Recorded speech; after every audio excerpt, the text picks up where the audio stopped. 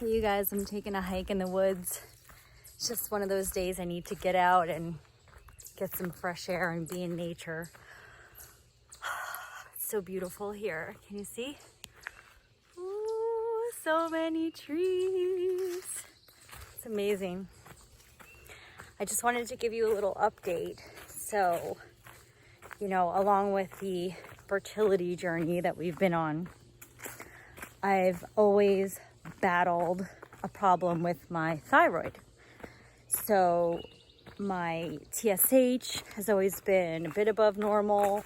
The T3 has been low. The T4 has been low. And slowly but surely over the years, the TPO, which is the thyroid peroxidase antibodies, has been creeping up.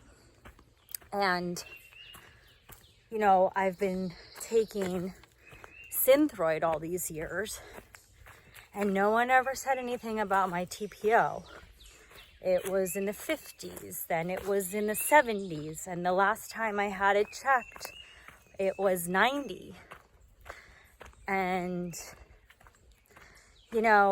before I go any further ahead, I really firmly believe that you have to be an advocate of your own health care, because I don't know what these doctors are thinking. I don't know if they don't know or they just have like really low standards.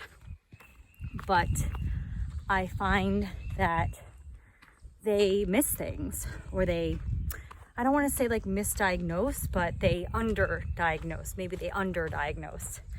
So I've had this TPO or thyroid peroxidase antibody issue for years and years and years, and no one ever said anything. And my symptoms were always fatigue. Like right now it's about 3:30. Right now normally I would be wanting to take a nap. Like I just couldn't keep my eyes open. And so last year, towards the end of last year, I went to what's known as a functional medicine doctor.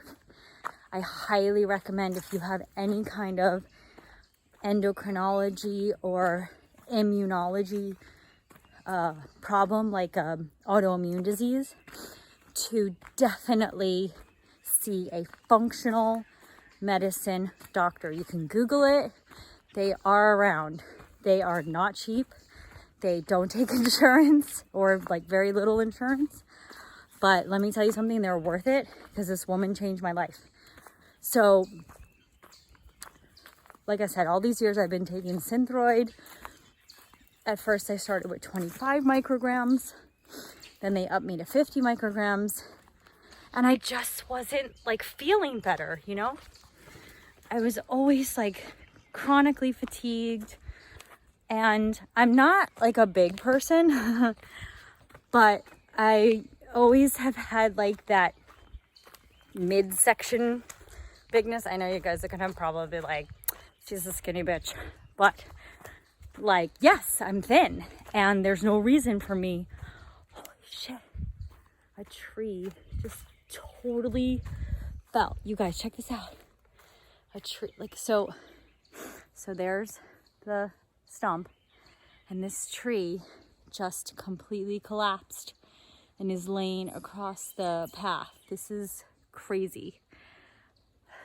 This is what I hear, like when we get a storm and we hear a big crash. Like, this is the kind of stuff that we see. Look at how enormous this thing is. Poor guy. Look at this. Oh my God, you guys, check this out. Look how enormous this tree is. Wow. Anyway, so the other thing that was going on with me, and I don't know why, but doctors do not routinely check vitamin D levels. At least not any doctor that I've been in contact with, and my sister neither.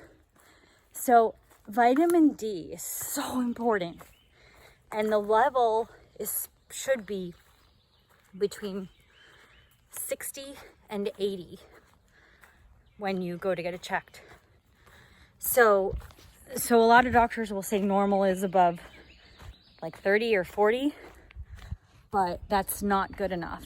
It's not good enough to maintain and sustain your health. So you really want it to be between 60 and 80. And this is where my story comes in, because so this functional medicine doctor I went to, she started me on a vitamin D. I've never taken vitamin D before. My vitamin D, when she checked it before I started the supplement, was like 18. That's super, super low. So I was like sick. And the vitamin D level is also correlated with your risk for cancer. So if it's low, you're at higher risk for those cells to not go through apoptosis and survive and thrive and multiply and wreak havoc on your body. My sister, she had breast cancer. There's no breast cancer in my family. Her vitamin D level was like 13. I don't find that to be of any coincidence. So I started on a 10,000 IU international unit vitamin D supplement. I took that for 6 months, and lo and behold, so I started to feel better. She gave me a whole bunch of other supplements too, like my gut flora was all screwed up, my GABA was low, my serotonin was low, like everything was all out of whack. And I I'm taking all these supplements, and I do believe that they are also helping. But I believe ultimately the most important thing I did for myself was to increase my vitamin D. And so I took 10,000 units of vitamin D for the past 6 months. Started feeling better, started feeling less fatigued. Didn't feel like in the middle of the day like I needed a break, like I needed a nap. I started feeling amazing. Like I woke up, I was alert, awake all day long until I went to sleep again. It was great. It was awesome. It's awesome. I mean, it was and is awesome. So I just recently went back to recheck my levels of everything. And she put me on Synthroid, which is a natural, sorry, not Synthroid. She put me on Nature Throid, which is a bovine supplement that they make, which means that they get it from cows, I believe. And so I've been taking one pill, so that's about 30 milligrams of the Nature Throid, and I'm still taking 25 micrograms of the Synthroid. That combo seems to be working for me.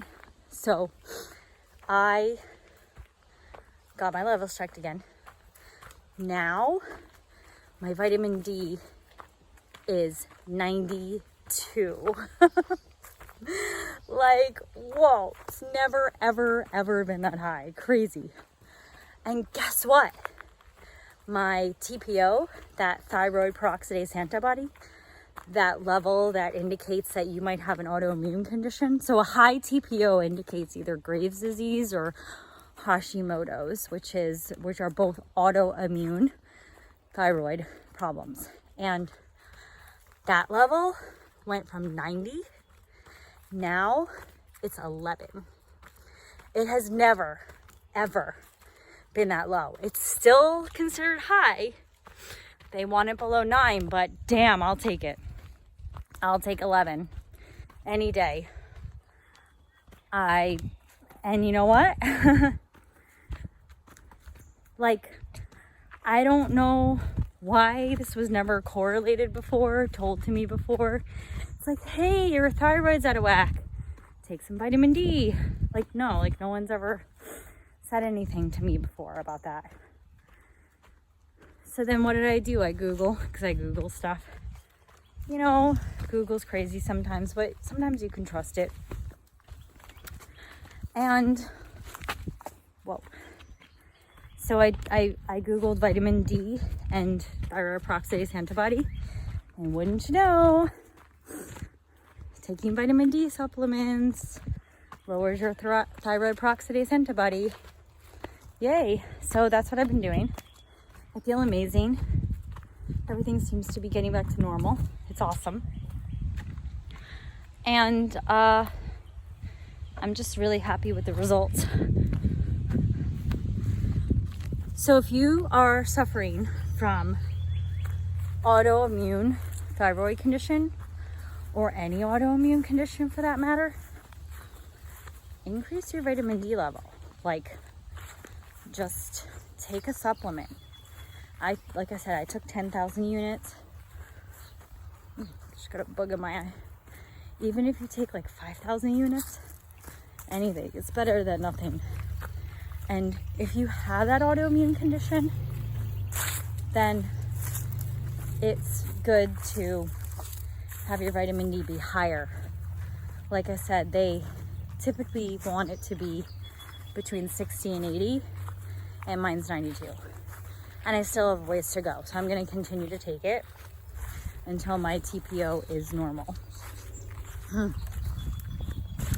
So for all of you out there suffering from autoimmune and you feel hopeless and you're taking all this crazy medication like steroids and blah, blah, blah, try upping your, first of all, insist on getting your vitamin D checked, and then try upping your vitamin D, and then get everything rechecked in 6 months and see how you do. I wish you well. I hope you get your levels normalized, and I hope you feel better, because it's amazing. I feel great. I love you all. Have a great day. Enjoy the sunshine. Please like and subscribe. Bye-bye.